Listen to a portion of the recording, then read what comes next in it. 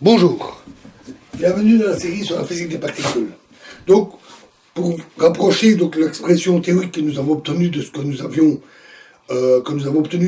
avions vu avec le champ électromagnétique, écrivons d'abord S comme une limite. S égale la limite quand TI tend vers moins l'infini et TF vers plus l'infini, de l'intégrale de TI à TF, de T exponentielle de moins I,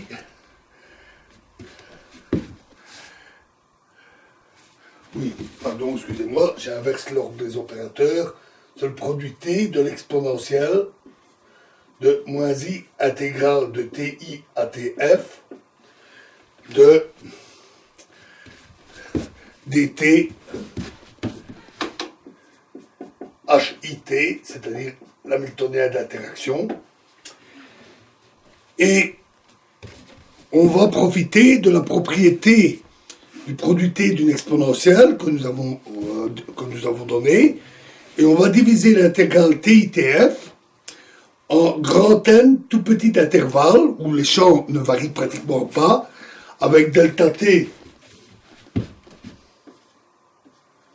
pour la longueur de chaque petit intervalle égale TF moins TI sur grand N, et TK au milieu de chaque intervalle, K alors de 1 jusqu'au grand N, avec TK égale TI plus 2K moins 1 demi delta T.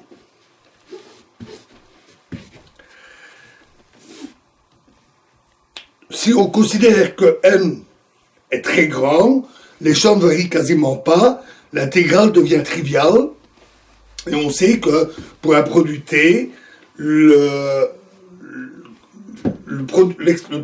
exponentielle, c'est le produit des différentes exponentielles pour chaque intervalle de temps.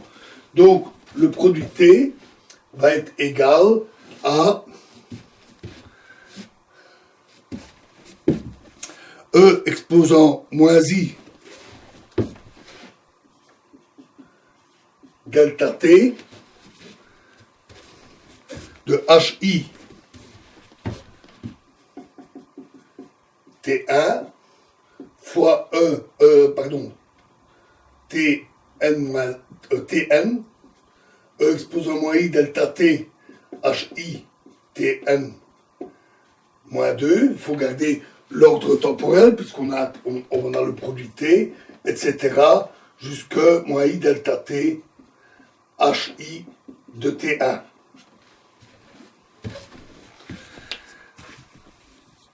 Le commutateur de HI de T et de HI de T' à deux instants différents est un simple nombre. Donc on peut utiliser l'identité que nous avons vue pour les exponentielles, E exposant A fois E exposant B égale E de A plus B plus le commutateur. Et on trouve donc que c'est égal à exponentielle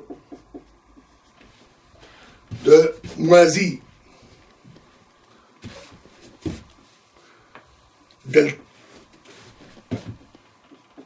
delta T fois la somme de 1 jusqu'à N de HI TK moins 1 demi delta T carré fois la somme sur sur K inférieur ou égal à L, compris entre 1 et grand M, bien sûr, des commutateurs HI TI TK et HI TL.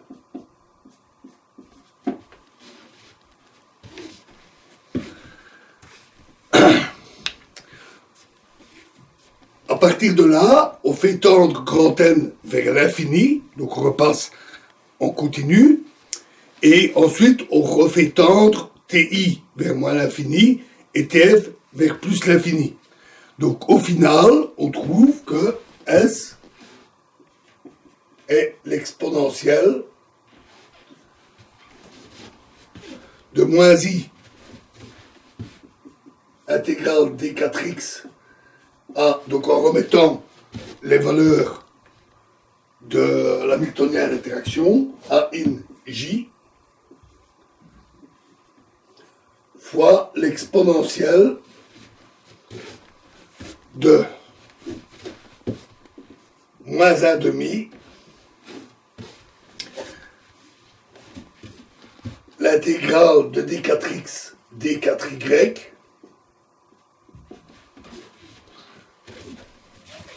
de θ x0 moins y0 fois A in, le commutateur de A in x, jx, A in y, jy.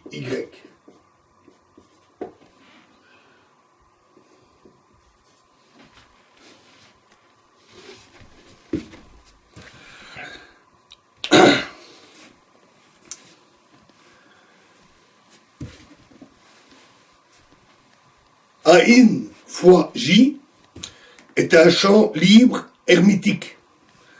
Donc les commutateurs sont de simples nombres et c'est même un nombre imaginaire. En effet, θ0, θ de x0 moins y0 fois le commutateur de A in mu x A in nu y est donné par I g mu nu fois θ x0 moins y0 delta x moins y carré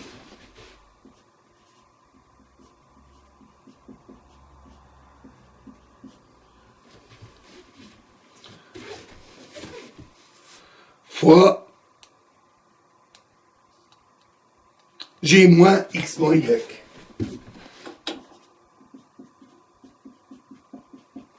C'est-à-dire encore, en utilisant la relation θ, I g mu nu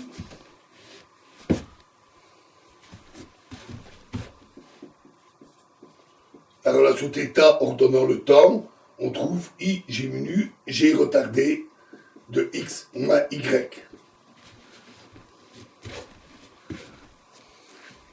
Et g retardé, c'est l'intégrale que nous connaissons,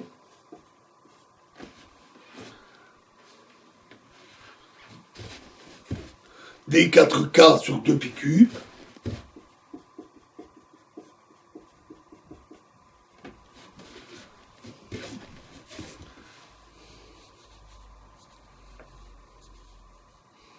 de E exposant moins ik x moins y divisé par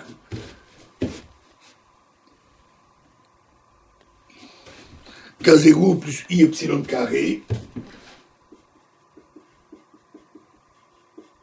moins k carré, et ceci, on l'avait vu, est égal à 1 sur 2pi θ x0 moins y0 fois delta, à nouveau x moins y carré, fois, c'est tout, excusez-moi, 1 sur 2pi θ et la fonction delta. Et ceci est un nombre réel. Et donc, étant donné le i ici, le résultat du commutateur est un nombre imaginaire. Et donc, on peut écrire S égale l'exponentielle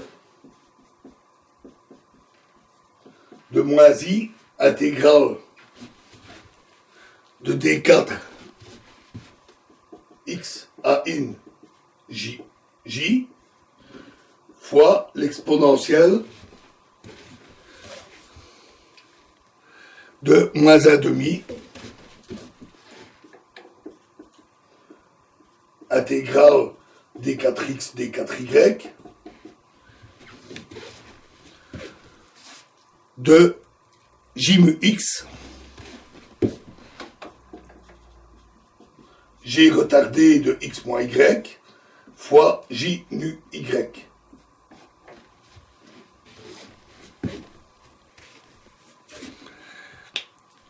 Ensuite, on écrit l'ensemble sous forme normale, puisque c'est toujours une opération obligée, et on obtient S égale l'ordre normal de la première exponentielle fois l'exponentielle de 1 demi, de l'exponentielle de moins 1 demi, l'intégrale des 4x des 4y,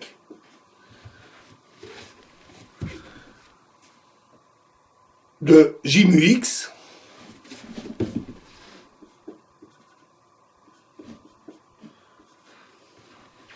fois a in moins mu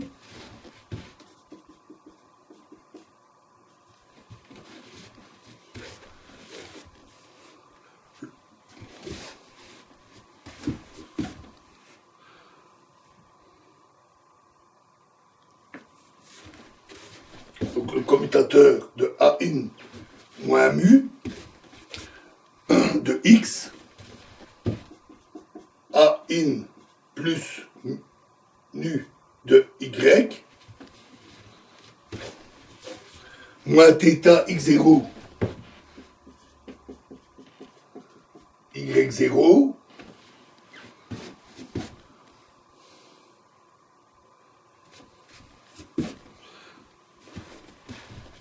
excusez-moi, on a donc j mun x fois le commutateur de a in moins mu et a in plus nu y moins θ x0 moins y0 fois le commutateur de a in mu x a in nu y fois j nu le tout, toute la somme ici, fois j nu y.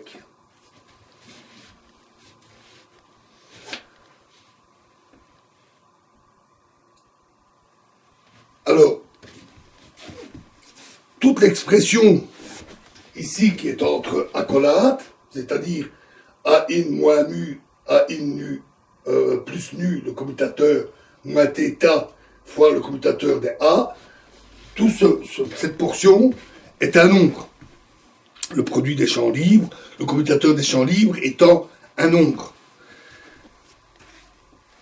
Donc, il est égal à la valeur moyenne dans le vide, à sa valeur moyenne dans le vide, et en omettant les in pour alléger un peu l'expression, on va avoir que la valeur moyenne dans le vide du commutateur a moins in x a plus in y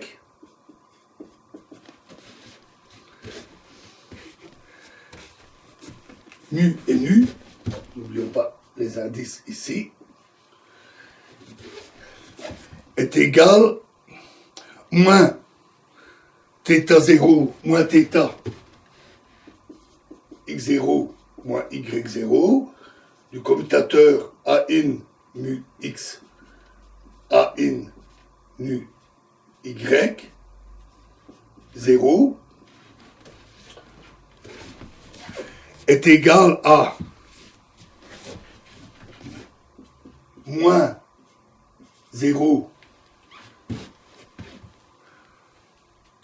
A nu Y, A nu X.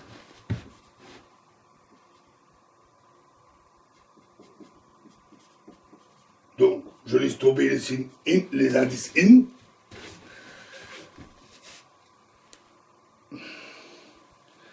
Moins θ x0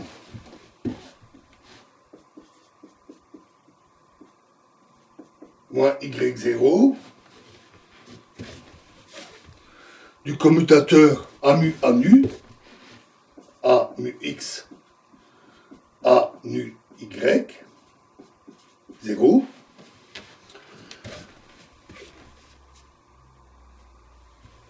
Et donc égal à moins 0 de θ y0 moins x0 de A mu x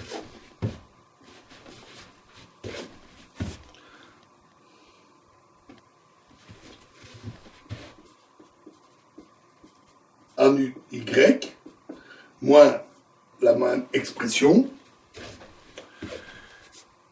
Non, pas tout à fait. Moins θ x0 moins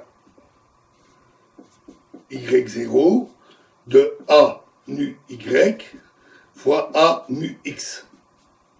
0. Et donc, c'est tout simplement la moyenne dans le vide du produit T A mu x fois A mu y.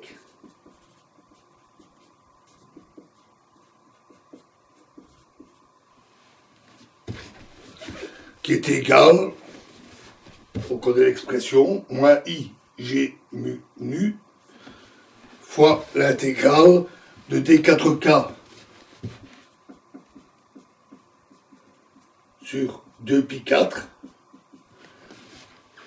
fois E exposant moins IKX moins Y divisé par K carré plus I epsilon.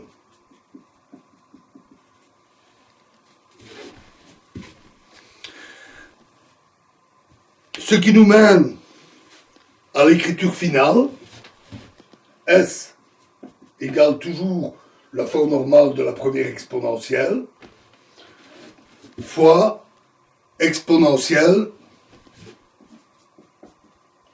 de moins 1 demi, intégrale à nouveau des 4x, des 4y, fois 0 in,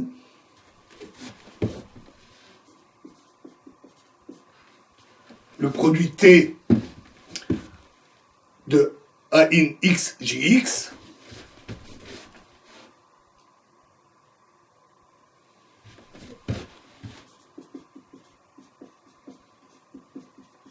A in y jy, 0 in,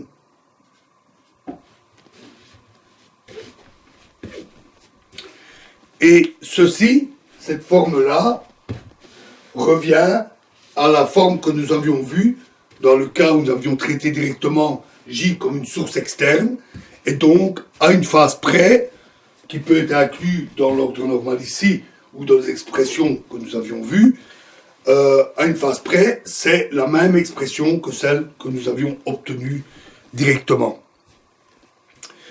Alors on a pas mal manipulé le produit T, ici l'ordre des produits T, des opérateurs, etc.